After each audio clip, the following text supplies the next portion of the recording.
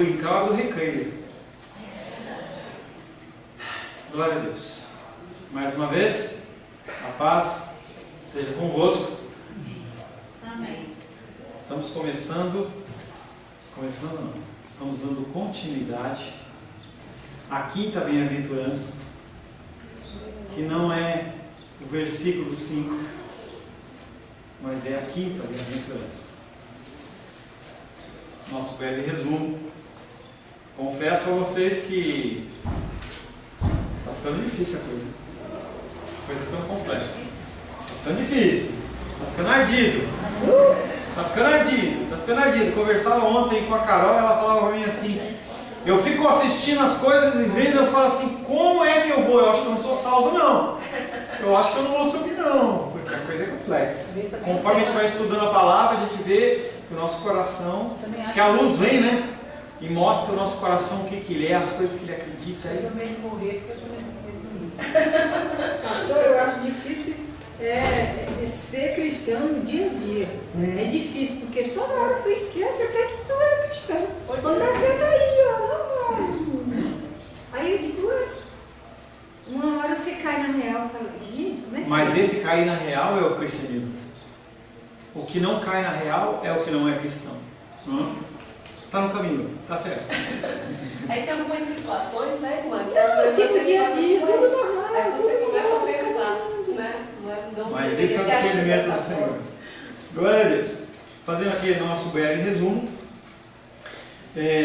nós falamos que essa bem-aventurança é mais um estágio, é mais um degrau na escada. E falamos que essa, como as outras bem-aventuranças, elas mostram o grau de pecaminosidade do nosso coração. E aí é um termo reformado que fala da depravação total. Nós somos totalmente depravados. Não tem como o cunho sexual, mas sim o cunho da gente observar as palavras de Deus, que nem a dos reis falou, e a gente se pega, entendeu? Cai a ficha, porque a gente realmente não consegue viver. Mas na verdade, um verdadeiro crente é aquele que pelo menos busca fazer.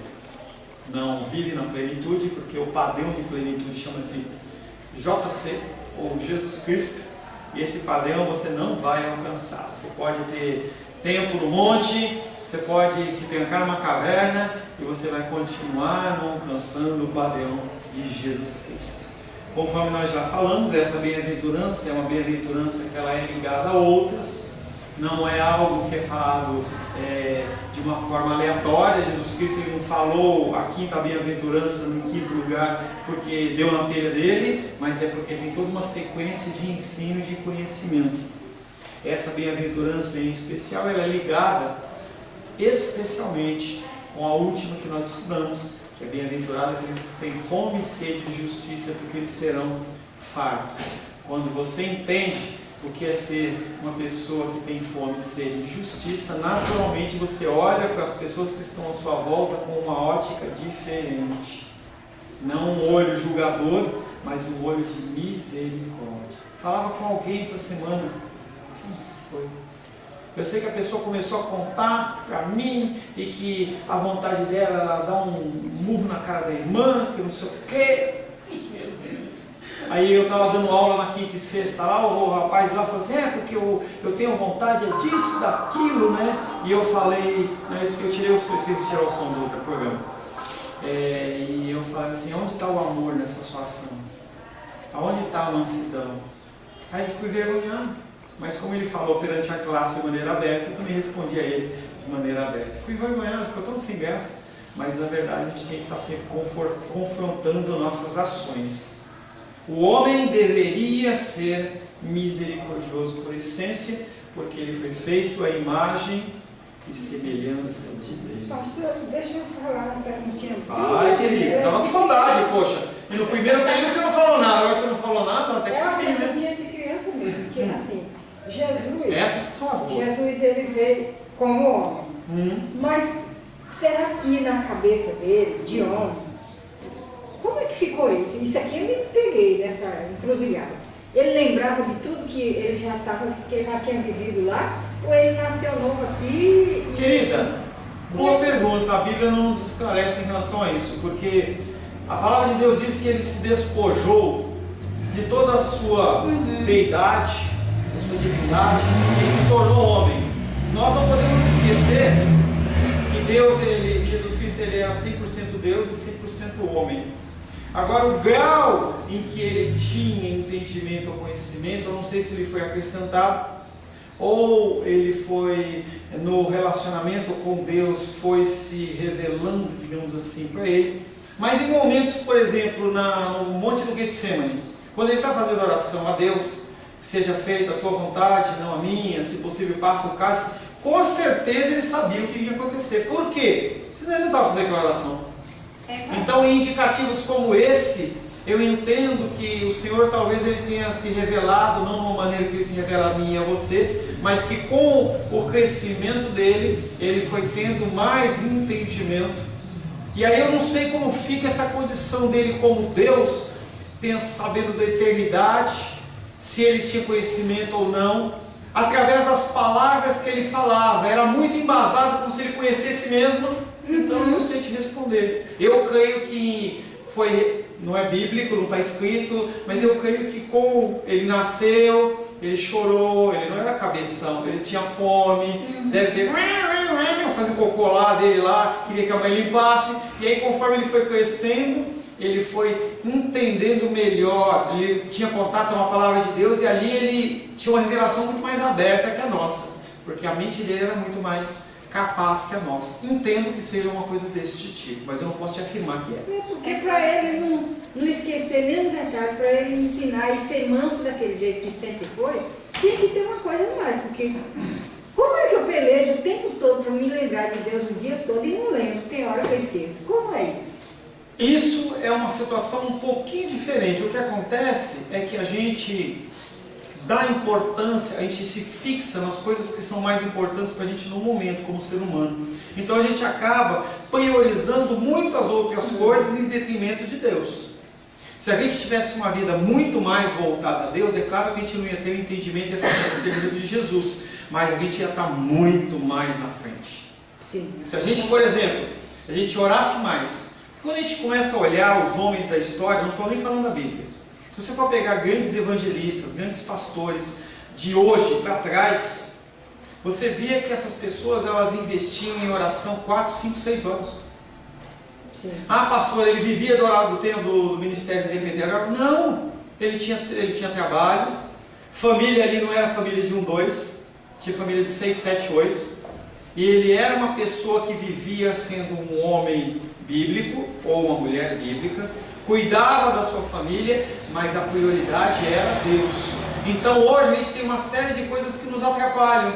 Não tinha televisão, não tinha internet, não tinha WhatsApp, não tinha uma série de coisas. Então as pessoas que realmente se fixavam em Deus, elas se fixavam em Deus. Então se você pegar todo o teu tempo hoje, durante um dia, por exemplo, todos os dias da semana, e você ver, tivesse como você contar quanto tempo você perde, e você poderia converter em tempo de relacionamento com o Senhor, falo de mim. Não, seria muito maior. Eu de vez em quando eu levo a titia para fazer o holter lá, que faz a medição, né, dos negócios do coração lá. Se a gente conseguisse medir, a gente ia ficar com uma vergonha enorme de quantas horas por dia a gente perde. Vai, Rô. Não, é assim, naquela passagem que Jesus ficou perdido em Jerusalém, né, que procurava, ele não encontrava, aí no final ele estava no templo, e ele disse que estava na casa do meu pai. Ele deveria ter ali por volta de 12 anos. Ele estava conversando com quem? Os escribas e os fariseus. Ele estava conversando, mas ele estava ensinando. Então você vê que o entendimento dele era muito maior. E ele falou que estava na casa do pai, do meu pai, né? Então, por que vocês estão preocupados? Eu estou fazendo a obra do pai. E ele estava conversando com pessoas que eram doutores expert, né, da palavra de Deus, entendendo que a gente tem dificuldade de decorar o Salmo 122, 123, aí que tem pouquinhos versículos. Eles sabiam de cor isso aqui inteiro, ó. Então ele já sabia dessa coisa. Eu creio que sim. Eu creio que ele não nasceu falando hebraico, grego, mas ele aprendeu, e o crescimento dele foi um crescimento muito mais acelerado, até pelo tempo de vida dele, que era mais foi encurtado, e o ministério dele foi um ministério de 3 anos, foi um ministério muito pequeno e curto. E aquele ministério tinha que dar frutos muito poderosos. Então, houve sim uma ação sobrenatural. A ação do Espírito Santo sobre a vida dele foi alguma coisa muito doida, muito diferente. Sabe? Mais uma curiosidade. Como o senhor citou aí, quando Jesus ele orava, né, a oração lá no monte, no Getsemane, né, que ele suava sangue.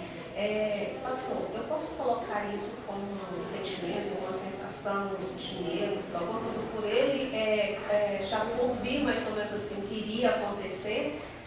Dá para colocar mais ou menos assim? Dá. Eu entendo que ali teve dois fatores. Quando Jesus Cristo, entendendo que, quando você lê esse texto na Bíblia, do suor de sangue está entre parênteses, eu já expliquei para vocês que quando está entre parênteses, não necessariamente ele faz parte dos escritos mais confiáveis. Pode ter sido inclusive uma inserção posterior, porque as pessoas elas faziam cópia. E às vezes, não sei você, mas às vezes no livro eu estou fazendo alguma coisa, eu faço uma anotação no cantinho do livro. E aí quando um outro copista vai fazer, usando aquele material, depois de 50, depois de 100 anos, ele pode achar que faz parte do texto original. Então, entre parênteses não quer dizer que faz parte dos escritos. E essa é uma passagem. Mas vamos crer que entenda que isso aí não afeta o sentido do texto.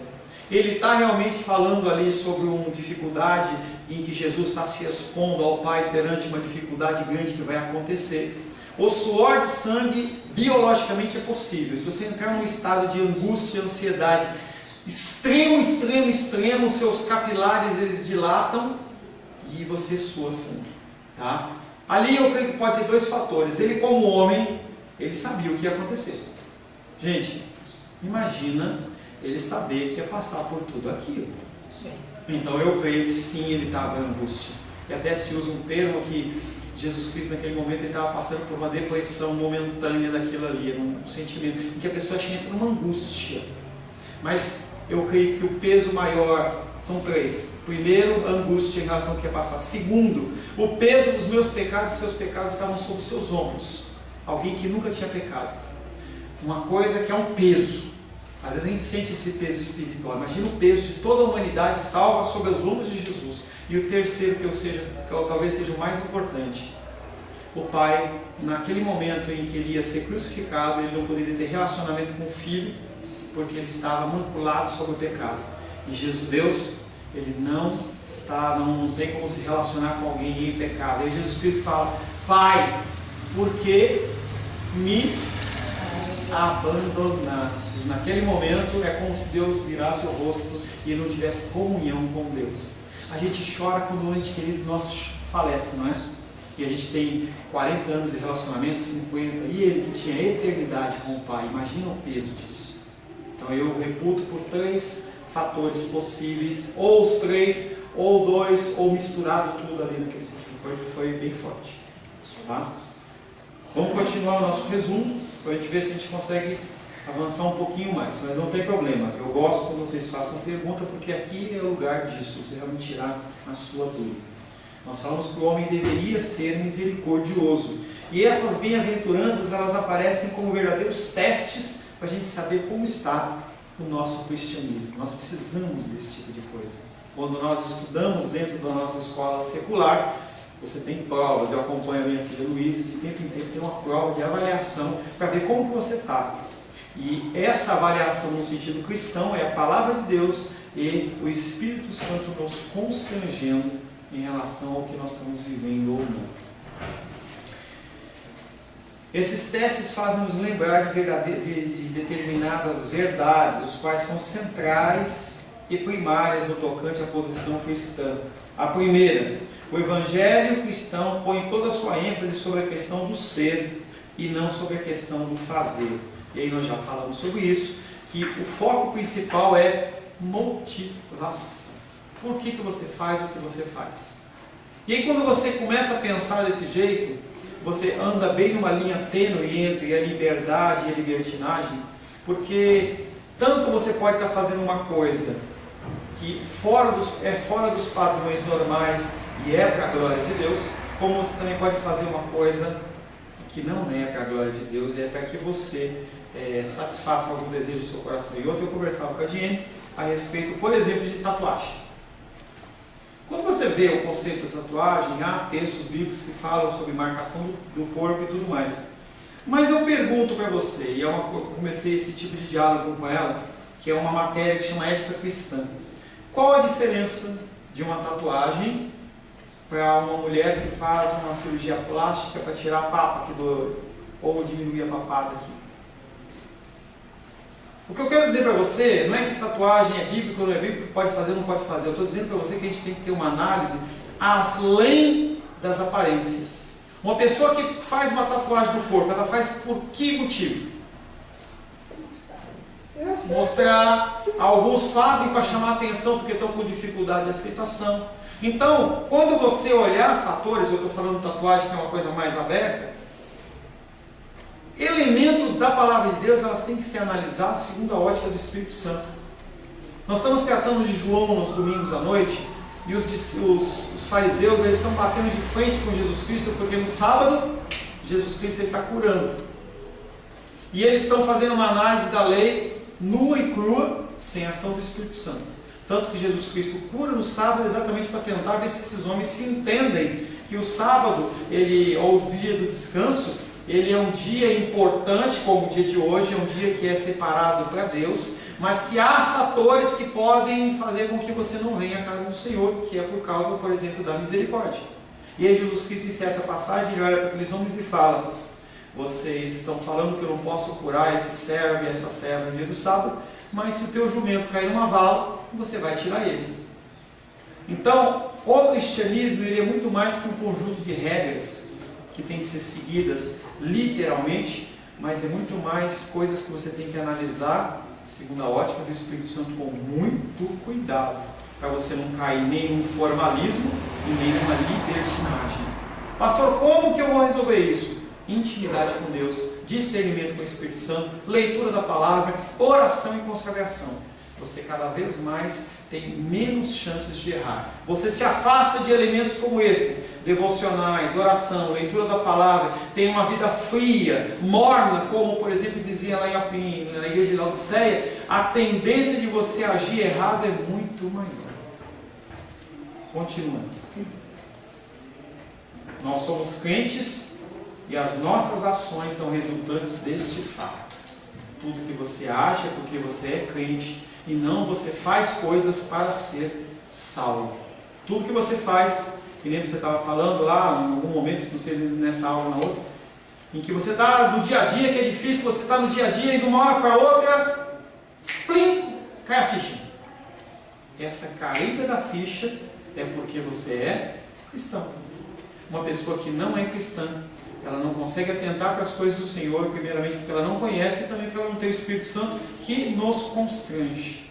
As nossas ações dentro do dia a dia, elas têm que ser regidas pelo Senhor, inclusive a misericórdia. Quando que eu tenho que agir de misericórdia? Quando que eu tenho que fazer tal coisa, fazer tal coisa? Isso é muito dirigido pelas coisas do Senhor. Nós lemos ainda na semana passada, Gálatas capítulo 2, versos 19 e 20, falando sobre exatamente essa postura cristã no tempo presente, não é futuro e não é passado. Gálatas 2, 19 e 20 diz assim: porque eu, mediante a própria lei, morri, aí ele fala em passado, a fim de viver para Deus, presente. Eu estou presente, crucificado em Cristo. Logo, não sou eu que vive, mas Cristo vive em mim, presente. E esse viver que agora tenho na carne, eu vivo, presente, pela fé no Filho de Deus, que me amou a si mesmo e a si mesmo se entregou. Ele fala da graça de Deus que vem de tempos passados e fala da ação dela hoje, não em relação ao futuro. Você não tem como identificar se o teu grau de mansidão ele é maior ou menor, mas Deus tem. E aí essa caminhada é uma caminhada que nós temos que fazer pela fé. O seu Espírito Santo controla-me desde o próprio centro da minha vontade, dirigindo a própria fonte do meu ser, o manancial de onde brotam todas as minhas ações e atividades. E é aquele texto de Ezequiel 47 que a gente leu. Em certos momentos da vida, em que a água sua, ela está profundas, e você é realmente totalmente dirigido do Senhor. São épocas da minha vida, da sua vida, e você fala assim: aquela época eu era crente. Agora tem horas que a água está rasinha nos pés. E é a hora de você começar a buscar para você encher esse cântaro de tal maneira que você volte a ficar imerso. Quando você lê o livro de Atos, você vê claramente que aquelas pessoas que haviam sido batizadas em Pentecostes, elas não ficaram satisfeitas e sempre estavam se enchendo do Espírito Santo. Esse ato de se encher do Espírito Santo é algo que advém da leitura, da busca, da oração, em que você busca de comunhão e o Senhor ele vai te enchendo da palavra. Quanto mais você lê, quanto mais você medita, mais você se enche da palavra de Deus. Ninguém pode ler essas bem-aventuranças, acabamos o nosso resumo, vamos entrar na nossa matéria de hoje. Ninguém pode ler essas bem-aventuranças sem chegar a essa conclusão. A fé cristã não é algo que se manifeste na superfície. E eu ainda no final da aula, no finalzinho, eu dei esse exemplo para vocês. Quando eu vejo a Rosângela fazer as caixinhas dela, ela passa uma base, depois ela pinta, depois ela passa um verniz em cima. O verniz é algo que é superficial. O cristianismo na nossa vida não pode ser um verniz, em que se a pessoa raspar um pouquinho já aparece a carne. Tem que começar a desenvolver camadas de cristianismo na nossa vida. E aí você vai ficando gordinho espiritual, e aí você começa a se encher de Deus, mas é uma gordura boa. Até o colesterol tem, né? Colesterol bom e tem o colesterol ruim. Esse colesterol espiritual é um colesterol bom. A gente tem que se encher da palavra de Deus. Não devemos ter essa camada de verniz, mas é algo que está sucedendo mais profundo na nossa personalidade. Você tem que entender que a cada momento você cresce. E cada vez mais a palavra de Deus ela fica profunda e enraizada dentro do seu coração. Eis a razão porque o Novo Testamento fala um Novo Testamento e uma renovação espiritual em uma nova criação e no recebimento de uma nova natureza. Você era morto e você tem um espírito recriado. Coisas que você não enxergava, você passa a ver. Ações que você não tomava, você passa a tomar. Tudo porque você é uma nova criatura. A fé cristã é algo que acontece num homem, no interior da sua própria existência. E essa mudança, ela passa então a controlar os nossos pensamentos, a perspectiva do nosso ser, a nossa imaginação e resultado disso, os nossos atos. Conforme você vai se aprofundando na palavra de Deus, as coisas na sua vida, os seus atos, seu modo de agir, ele vai sendo mudado e transformado. Eu consigo identificar na minha vida muitas coisas que já foram mudadas da época que eu aceitei Jesus e consigo contemplar quantidade de coisas que precisam ser mudadas ainda que eu não mudei, na medida que o Senhor assim o quer. Todas as nossas atividades, portanto, resultam dessa nova natureza, dessa nova disposição que recebemos da parte de Deus através do Espírito Santo. Essa é a razão pela qual essas bem-aventuranças sondam o profundo do nosso coração. Nós podemos, através das bem-aventuranças, ver aonde está o nosso coração. Por assim dizer, elas nos afirmam que ao vivermos a nossa vida diária, o tempo todo estaremos proclamando exatamente aquilo que somos. A minha ação e a sua ação, não aqui na igreja. Você está com a roupinha de crente, tá bonitinho, cheirosinho, mas é aí fora. Que realmente você vai demonstrar o grau de cristianismo dentro do seu coração. Dentro da igreja, glória a Deus, aleluia, paz do Senhor, louvado seja o nome do Senhor, santo, santo, santo. Mas e aí fora? E aí fora? Difícil. Essa é a razão pela qual das bem-aventuranças sondarem no mais profundo dos nossos corações. Nós falamos primeiramente sobre essa dificuldade que a gente tem em tentar viver segundo a vontade do Senhor. E aí tem um segundo tópico. Segundo, a nossa maneira de reagir é que demonstramos qual seja a atitude espiritual. Primeiro nós falamos de ação e agora nós falamos de reação. Nós olhamos as pessoas e nós agimos com elas, segundo a palavra. E quando elas agem conosco, como que nós reagimos? Eu acho mais fácil reagir melhor quando as pessoas me ofendem do que eu ter uma atitude cristã na hora certa. assim, eu partilho de mim. Agora, se você me ofender, eu logo vou caçar um jeito de pensar. Eu não sei por que ele fez isso, talvez ele esteja num momento difícil. Então eu aceito, é mais fácil de aceitar. E isso é um privilégio que Deus dá para você e não é normal.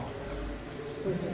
Mas eu agi na hora como cristã, para dizer, eu agora tive uma ação que eu sei que foi uma ação cristã. Pois para mim, querido, eu tenho problema nos dois lados, tanto no agir como no reagir. Pois Entendeu? eu tenho mais dificuldade de reagir como cristã do que de aceitar o que vem de lá para cá. Eu tenho mais facilidade. Agradeço Eu a Deus por acho que isso. depende da situação. Não sei, tem situações que você se cala, não é verdade? Já tem outros não, você pode pensar, falar uma ou duas palavras e sair, né? Eu acho que depende da... Mas Pastor, Jesus Cristo, eu tô quando com fala, ele problema fala sério. que não tem esse negócio de situação. O menino me assustou. Eu estou aqui tirando as coisas, botando as coisas do carro. O menino veio por trás de mim e falou em cima de mim: me dá R$1, vem aqui em cima da minha cabeça. Eu virei para trás e falei: menino, o que é isso, menino? Aí o menino me falou assim: foi mal. E ele afastou o bichinho. Mas eu fiquei tão irritada. E eu não sei, eu acho que eu perdi meu jeito de ser. Perdeu rebolado. Perdi. E eu entrei no carro, não disse mais nada. Não fiz uma coisa para me consertar com o menino, de jeito nenhum. Peguei o carro, levantei e saí. Assim, o bichinho ficou lá. Depois disso, eu já fui não sei quantas vezes Procurando caçar o aquele menino para pedir perdão para ele e me desculpar com ele, mas não achei. Portanto, na hora que você for afrontado, você tenha muito cuidado, porque aquilo pode, nunca mais você ter a oportunidade de se desculpar. Você tem que se endireitar na hora, lembrar, eu sou cristã, eu não posso fazer assim. É isso, Pedro? Mas isso é um exercício, querido. É um exercício, entendeu? Você pode ter certeza que a probabilidade de alguém te abordar da mesma maneira e você reagir da mesma maneira vai ser muito menor. Probabilidade. Sim. Se você, um outro menino, outra menina chegar e fazer exatamente isso com você, provavelmente a sua reação vai ser uma reação diferente, porque você já aprendeu com uma situação anterior. Isso é cristianismo, você aprender com as coisas. Naturalmente, há pessoas que, em virtude de forte poder de vontade, são capazes de controlar regularmente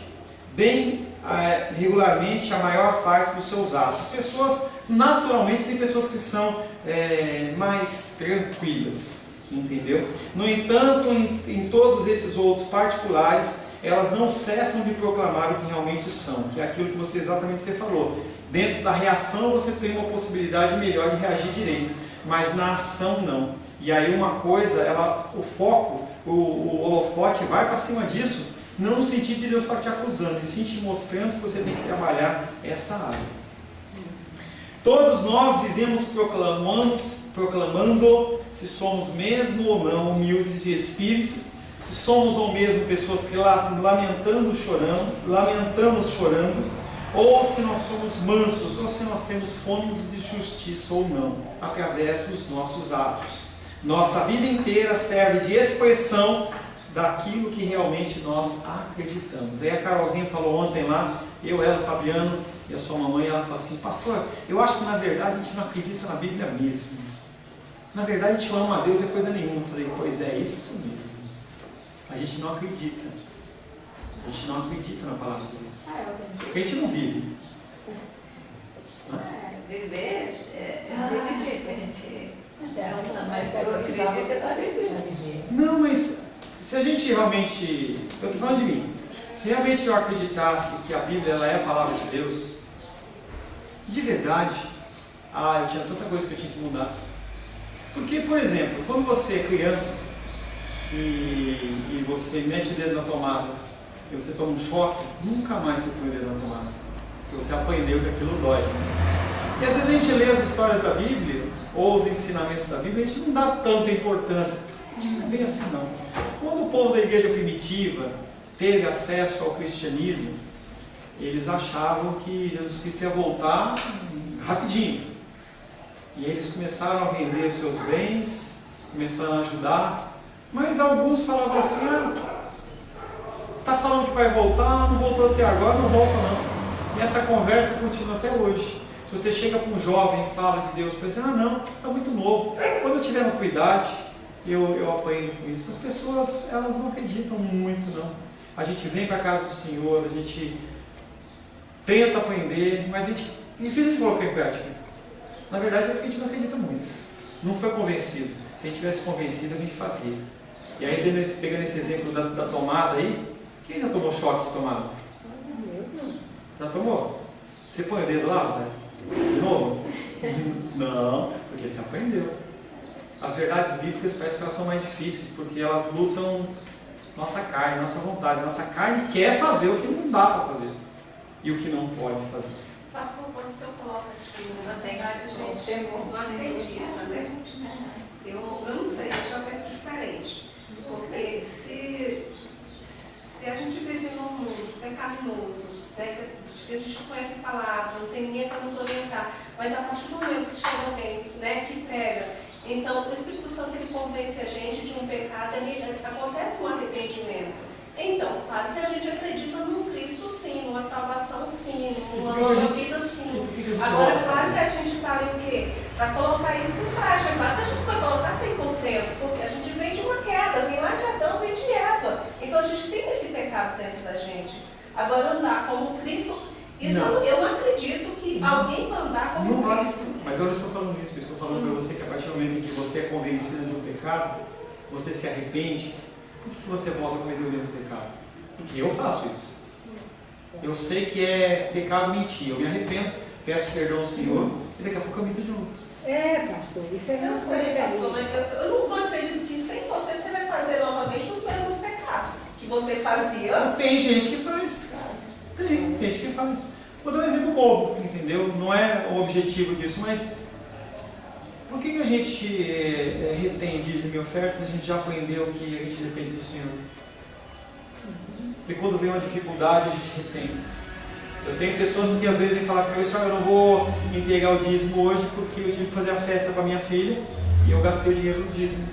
É uma pessoa que tem 10, 15, 20 anos, uma pessoa temente a Deus, uma pessoa que entendeu, mas mesmo assim, entendeu? É complicado, pastor, porque se a gente pega pais das igrejas, tudo isso que a gente tem estudado, né, alguns pastores piedosos que a gente estuda e tudo, a gente não vê isso. Quando você cita pra gente Jonathan, como é que chama? Isso. A gente vê que era um homem super piedoso. Né? Quando a gente pega a vida dos apóstolos, a gente começa a estudar. Tudo bem, ali teve alguns que erraram, que tropeçaram e tudo. Alguns não, todos. Né? Mas a gente vê que eles tentaram caminhar. Não, mas eu não estou falando que a gente não... Esse tentar caminhar é o cristão. Então, mas o problema é que a gente não leva tão a sério as coisas de Deus como deveria. Talvez não usar aí uma palavra ou outra, sei lá. Que talvez tudo bem, eu joguei uma palavra forte mesmo. Eu joguei uma palavra forte, porque a palavra forte é para fazer você parar para pensar. Porque nós, como seres racionais, nós temos que ser impactados para a gente começar a reagir. Senão a gente não reage, a gente fica na nossa zoninha de conforto. Eu entendo o que você está falando. Tá? Ao nos defrontarmos com uma lista como essa, mansidão, humildade, misericórdia, justiça, ou quando consideramos esse fabuloso retrato falado do crente traçado pelo nosso Senhor, nós somos forçados a olhar para nós mesmos, nos examinar e fazermos indagação a nosso respeito, em especial da misericórdia. Eu sou misericordioso? Eu sou misericordioso na medida que eu deveria ser? É uma pergunta que nós temos que fazer. Não olhando para mim, não olhando para Lourdes, mas você olhar para você.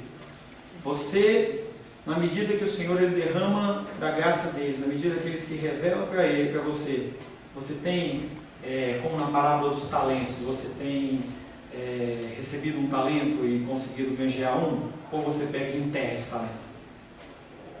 Porque nós somos cobrados em relação a isso. Quantos cultos nós já passamos, quantos estudos nós já ouvimos e alguns assuntos a gente não muda e não tem transformação. O que quis dizer o nosso Senhor a respeito da misericórdia? O crente de conformidade com o nosso Senhor não é somente aquilo que já vimos nele nos capítulos anteriores, mas também ele é misericordioso. Esse é o indivíduo abençoado, pois é uma pessoa misericordiosa. Primeiramente, permita-me mencionar apenas um ponto negativo que se impõe devido à sua importância. Misericórdia não quer dizer complacência. Nós tratamos disso lá no comecinho. Entenda que a misericórdia bíblica, ela é algo que provém do Espírito Santo e não provém de você como um ser natural, porque seria extremamente injusto a pessoa, alguns nascerem com a misericórdia e outros não nascerem com a misericórdia, e Deus está cobrando a pessoa que não recebeu aquilo. Complacência é uma coisa diferente. Complacência é uma coisa que nós, como seres humanos, podemos ser. E a gente encontra muitas pessoas na nossa vida, no nosso dia a dia, na nossa caminhada, que são pessoas complacentes, mas que não são pessoas misericordiosas segundo o Espírito. É algo como fé sobrenatural, ação humana, ação divina. São coisas que são diferentes dentro do nosso coração. Há muita gente nesses nossos dias que pensa que ser misericordioso é ser complacente. Ser complacente é uma pessoa que, por exemplo, ele finge que não está percebendo uma coisa que está acontecendo. A igreja de Corinto, ela não era uma igreja de amor, ela era uma igreja complacente.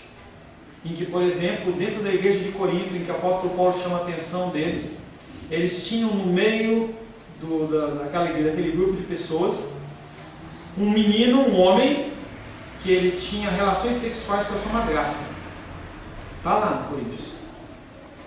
E a igreja de Corinto não o repreendia, mas falava assim: nós somos uma igreja tão amorosa que nós aceitamos esse irmão fazendo o que faz sem nenhum tipo de repreensão, nenhum tipo de fala, nada, porque nós somos amorosos. Na verdade, a pessoa é complacente. Quando você se depara com algumas coisas na sua vida ou na vida de terceiros, você tem que analisar a ótica da Bíblia e você tem que tomar uma medida muito séria, seja no sentido de recuar e não falar nada, ou então no sentido de agir. Mesmo que aquela pessoa ela venha a não falar mais com você. Eu estou aconselhando uma pessoa que está passando por esse tipo de problema em que o ente querido dele, não o marido, a esposa, mas o irmão e a irmã, ele está agindo de uma maneira errada, e se ela se colocar a campo para repreender, talvez haja um rompimento de relacionamento.